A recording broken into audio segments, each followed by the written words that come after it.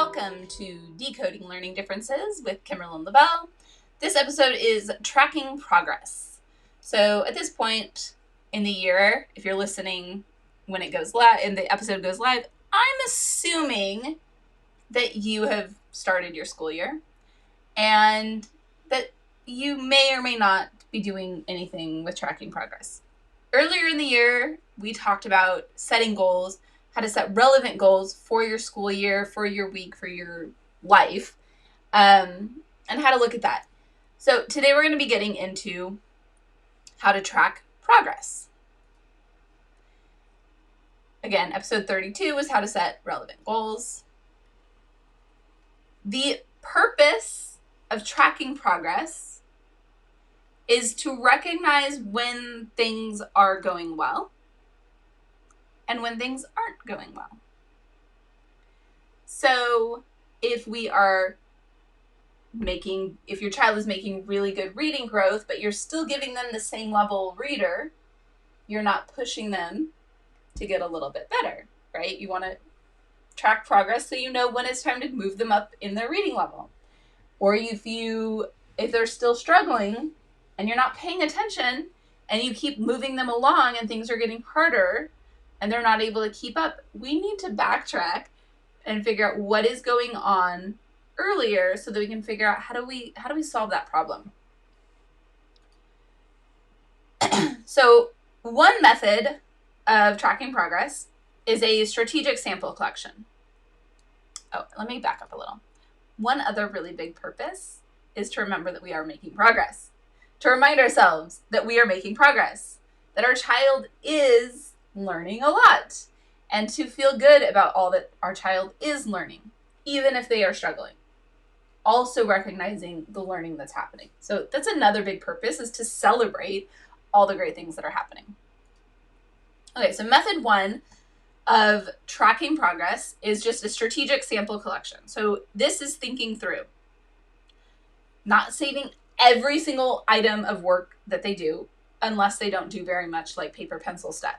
If they do very little that's actually like paper pencil, then you can save it all. If they're working through a workbook, then it doesn't really matter. Like, you could flip back later pretty easily. If you're constantly printing out worksheets, don't save them all. Or if you want to save them all, fine. But pull out the ones that are important and show you something. And even in like the workbook, go back when you're trying to track progress, go back and look at the assessments maybe. If you did a beginning of the year assessment, sometimes the curricula suggests that you do a beginning assessment, like a placement test, to see where they should start or what they should focus on or whatever. So you can go back, look at that. You also can look at any end of the chapter tests. What were they struggling with? What did they get wrong? I'm going to back up one more time. Another purpose of tracking progress is recognizing they didn't understand that. Let's do something about it. So when you're looking at that test, hopefully when you first looked at it, you were like, oh, they are struggling with this. Let me reteach it. Now, a few weeks later, are they still struggling with it? If they are, do something about it. If they're not, celebrate it. So you might want to have a math sample, like math tests that you're doing, or certain math worksheets. Maybe you're working on multiplication facts and you're tracking that along the way. Just pull samples that are relevant. So really think through, what do I want to pay attention to? What skills are they learning? What shows whether or not they got that skill? Now, if it's a worksheet that they completed with your help, that's not a particularly helpful thing to save unless you write down all the things that you did to help them. That can actually be very valuable. I do that with my students all the time because I don't want them just sitting there struggling so that I can have a paper that says 20%. That's not helpful. But I pay attention while I'm working with them to what they need. And then after they've left, I write down all the notes of what I did to get them to complete that worksheet. Then I do different activities with them, and then maybe in a couple weeks I give them a similar worksheet and see, can they get it now on their own? Do they still need a lot of help? What are they getting now? What are they struggling with? So strategic. Reading samples, you might do, if you know how to do a running record, you could do a running record. You also could just do a video recording of your child reading. And then later, do another video recording of your child reading. Reading comprehension tests. Pay attention to what the level of the text is and how they're doing on that. Writing samples are pretty easy in some ways, like just have them do an independent writing sample, like a journal or a whole essay if they're able to, a sentence, a word, wherever they're at. Have them do something that's on their own, and then you have that sample. This is what they're able to do on their own. And then in 3 months, have them do something on their own. Okay, this is what they're able to do on their own. Now, I'm not saying you have to wait 3 months. You can do 1 month. You could do, I probably wouldn't go more than 3 months before having them do it again. That was kind of my, by 3 months, you want to have another sample to see how they're doing with their writing. Independent writing. If you're doing a lot of, writing together, great. You might do independent writing every single day, and that's amazing. And I love it. Please keep doing it. Okay. Another method is pictures and videos. So you might be someone who likes to track things on your phone. You might create a little album on your phone. Math samples, reading samples, writing samples, science samples if you want to track science. I don't know. Whatever you want to track. And then you just go through and you're taking pictures or you're doing videos of them reading. Maybe even videos of them solving math so that you can understand their thinking process and how their thinking process changes. These ones can also be really fun to look back at, and any of these can be fun to look back at with your kids and show them, this is your thinking before, this is your thinking now. Look at how much easier this skill is for you now than it was before. It really works to keep working at things over and over and to persevere. Way to go. Love the perseverance, right? So you're seeing me keeping just quick pictures, and then all of your records then are basically digital. It's all on your phone or wherever you take pictures. That's what I use in my phone. And then I make different albums for different categories that I want to track, and otherwise it's in the whole camera roll and then you can't find anything. But so right after you take a picture, save it to the correct album so that it's not lost in the cloud or whatever. Not sure what's happening there. Sorry, that was not supposed to be. Another method is formal or informal assessments. So this is what I was talking about with a running record. If you know how to do a running record, you could do that. If you have a teacher friend, most teachers, elementary teachers at least, know how to do a running record, or maybe several, you could have them do some running records with your child so you have that reading assessment.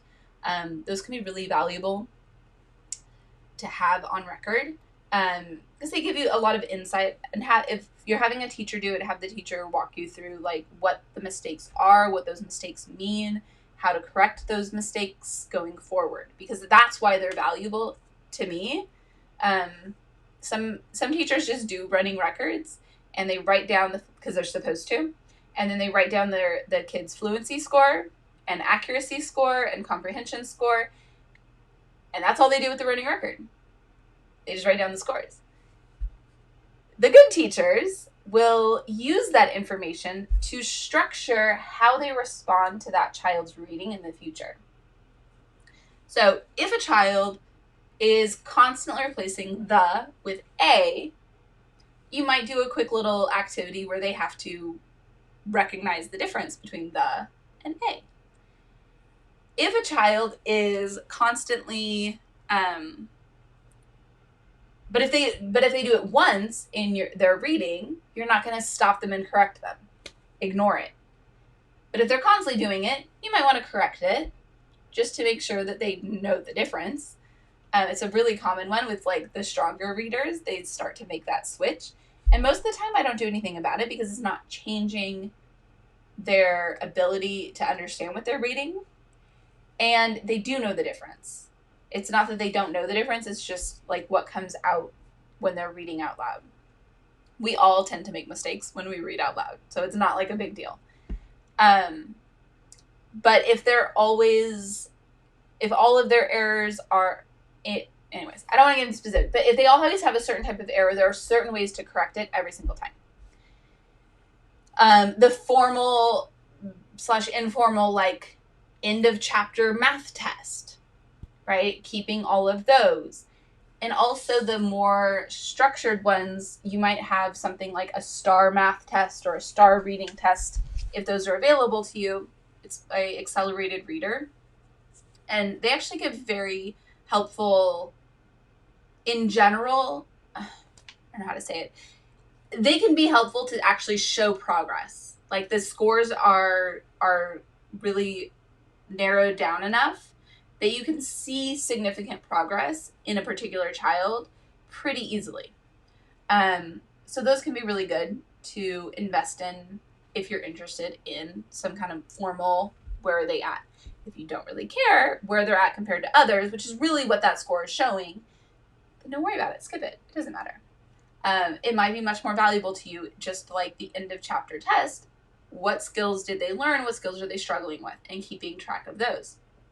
You might also do a like placement test at the beginning of the year and at the end of the year to show how much growth have they made. Did they make a year's growth in a year's time? That's always our goal, to make at least a year's growth in a year's time. But in general, there will be some years where they don't quite make a year's growth, and there'll be some years where they make a little bit more. And that's for the average kid. Those with learning disabilities and learning struggles often, in some areas at least, won't make a year's growth in a year's time. But, I mean, a year's growth, right? Because that's based on a neurotypical kid and the average neurotypical kid. So just keep that in mind. Your child's year of growth, think about, is my child and what I expect my child to be able to do in a year, did they make that year of growth? Or did they do more? Did they do a little bit less? Where were we at? What didn't go well? Okay. So it is important to look back at those regularly so that you know how things are moving, how things are progressing, and what needs to be switched around, changed up. If you've stagnated, like you're just not, like you were doing okay and now nothing seems to be happening, your child still seems to be struggling a lot, what are you doing about it? Sorry. So the takeaway is do something about it. After you've decided what your strategy is for tracking progress, you've got it in place, you're looking back, do something about it. If what you're doing is working and your child is showing significant growth, keep doing it. But also pay attention that it doesn't flatline at some point. And if it's working in some areas and not so much in others, recognize that difference. Where is it not working? What do we need to adjust so that that can be working better for us? So it's just being really strategic about how you're providing things to your child so that you know when they're making progress and when they aren't. And if you need help with that, let me know.